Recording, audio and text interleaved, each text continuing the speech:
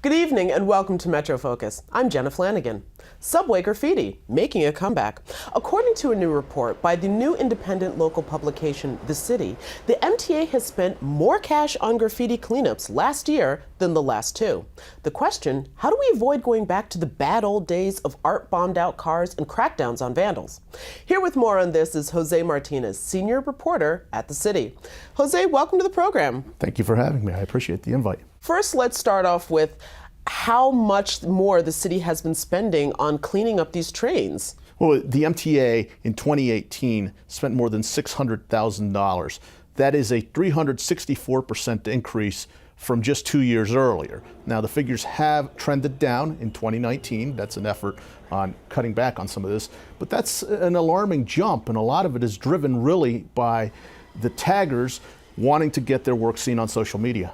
First of all, why is it necessary to keep the graffiti off the trains? Because a lot of people will say, this is an art form, these are artists, this is part of the fabric and the essence of New York.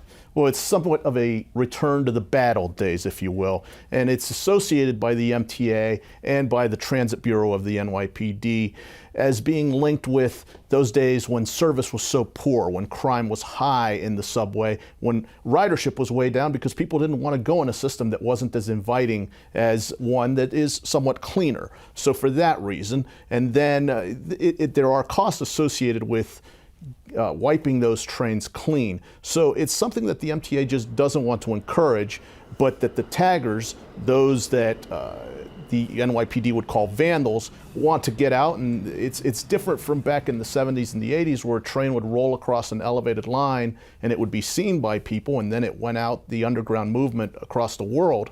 To now it's just on social media. That's the way to get their work out there, but it's quite unpopular with the MTA. So this is actually the fault of social media that we're seeing this graffiti come back. Like so many things, it's just the fault of social media. We're blaming the right entity. There are a lot of feeds on Instagram where you will see the work of taggers. And I spoke with some veteran graffiti folks, and they say this is obviously not the work of people from New York.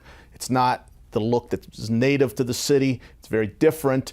And they say they want nothing to do with it now, but that it's drawing people from Spain, it's drawing people from Australia. And so what the NYPD and what MTA security do is try and keep an eye on the yards and on the layup areas where these trains get hit. But it's very difficult. It's a huge system. It's hard to patrol every inch, and a lot of times trains are stored underground and they're ripe for the picking for these folks. The city has embraced graffiti as an art form in some respects, is that correct? Well, you need to look no further than the one train passageway at 190th Street uptown. Right there, that was a very dark, decrepit passageway there from the one train, and it was quite frankly pretty frightening to walk through there. So a couple of years ago, the Department of Transportation commissioned a bunch of artists to do graffiti in that passageway. Now, it's been a couple of years, so some of it's been done over and messed with, but it certainly did make it more inviting. And a lot of the old-time graffiti folks, they've become legitimate artists. Look at Tat's Crew out of Hunts Point in the Bronx. They've made big money going commercial. There are others that I cited in that article who have gone on to become artists in their own right, taking it from the subway, out of the subway, and into a money-making venture. So again, why is it so necessary to clean these trains? I mean, people have very few options when it comes to getting around the city. They're going to ride the subways. Sure, and what you don't want to encounter is a delay because a train's taken out of service and it affects the riding public. So many people would say just keep it going, let the trains go through that are tagged, but that's not something the MTA wants, that's not something the NYPD wants, and you have to consider the hundreds of millions of dollars that the city spent back in the 1970s and 80s to finally purge the system of graffiti by 1989. That's an anniversary that's celebrated at the MTA. And the figures that went up 2016 to 2018, again, 364% increase in the number of graffiti incidents, that's something they do not want to celebrate. I did not know that 1989 was a pivotal year for the MTA. It was. A C train hit the last stop, went to the showers, and that was that for graffiti in the system. Of course, we're already hearing that the MTA is proposing another fare hike, etc.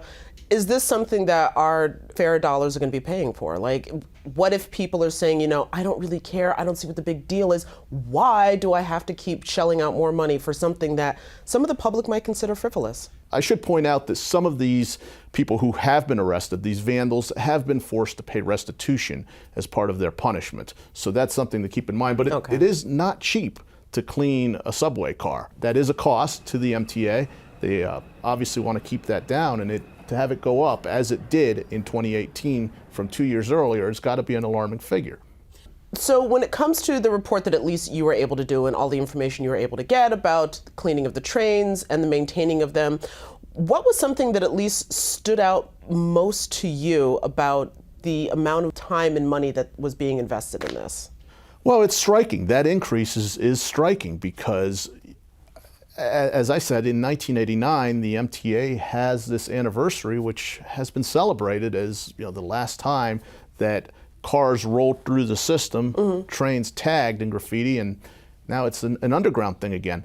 But on social media, it's not, and people take pictures, and it gets out there. And so that's how it came to my attention. And then when I heard those figures, that did jump out at me. That's let's be fair here. It's not the 1970s, it's not the 1980s, but it's not money that the MTA needs to be spending at this point when there are so many other concerns in terms of service. Certainly not. Well, now that we've got the new Hudson Yards open and that beautiful artistic staircase, so many other things to post on social media would be my point, other than just your tag on a train. So we'll see if this curbs any of the behavior.